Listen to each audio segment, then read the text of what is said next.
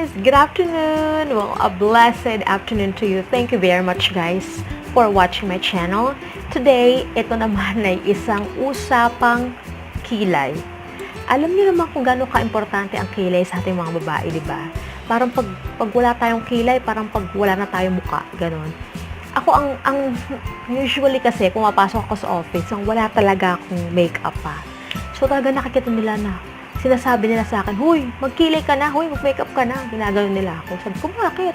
Sabi niya, parang kang tropa ni Mona Lisa, ganun. Mona Lisa. May ganun. So, nakikita nila talaga ako na nagtra-transform pag meron akong kilay. So, as much as possible, we actually aim for yung natural looking brows o yung mas natural na itsurang kilay. Hindi yung parang ginuhitan lang talaga niya na parang, huy, oh my God, yung kilay mo nakakasilaw. Yung kilay mo, ano ba, tulis, mga ganyan ang effect na iba. So, the good thing is, tulad nga ng, if you watch my previous video, yung haul ko, Everbelena, I got this two Everbelena brow matte liner. So, these babies over here, itong dalawa na to, ay both retractable. So, guys, finally, yes, hindi na tayo magtatasa. Okay? So, I got two shades. Actually, dalawang shades lang kasi talaga meron sila. This one is darker. It is the midnight. Okay? Makikita nyo naman dito sa dulo niya na dark siya. Yan. And the other one is on earth. Kita nyo naman din sa dulo dyan, sa kulay niya na mas lighter siya. This is a brownish type. Brownish color. Yan. So, ang presyo niya is 180 pesos each. 180 pesos. So, not bad, but patingin ko naman, okay lang. Okay naman siya. And then, it has a cap like this. Medyo magaan lang siya. Cap. And then, nakalagay dito kung ano yung shade niya. May tatak na EB. Matte brown liner. And it is from Germany, nakalagay Germany, and then the shade nakalagay dito, it's the midnight. And then also it has, I don't know how many grams it is. Wala nakalagay dito, but let me open it for you para makita natin kung gaano siya kahaba. Okay, open natin. Let's see. Yan. Woo! Yan. So ito na yung todo niya.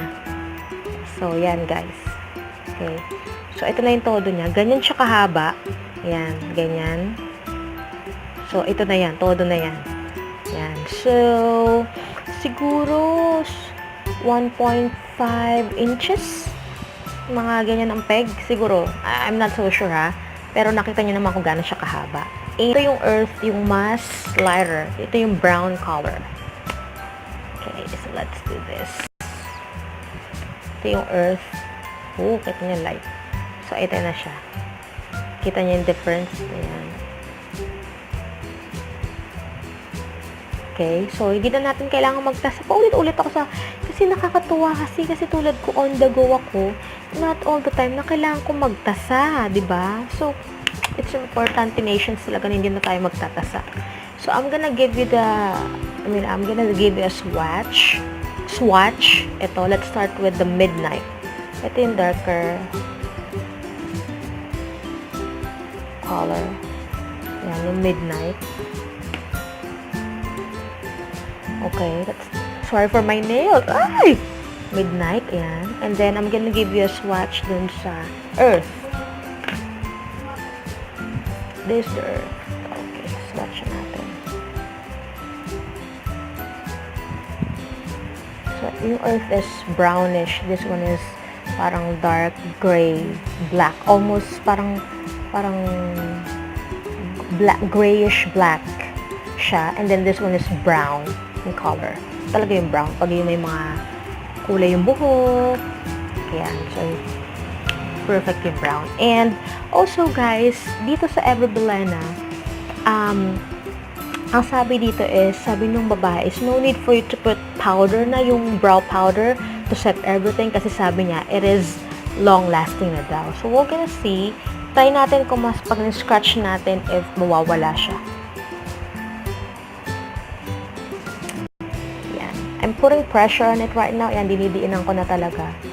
Yan, yan. Yan. So, wala namang masyadong natanggal. Ganun pa rin. Yan. So, okay siya, di ba? Yan. Okay siya. And then, I'm gonna show you a clip kung paano ko na-achieve itong kilay na to after this, okay? So, sana magtagal tong what do you call this brow matte na to, kasi even yung kilay ko, aywan ko ba, pati sa kilay ko oily ako. So I'm gonna show you the clip. There you go.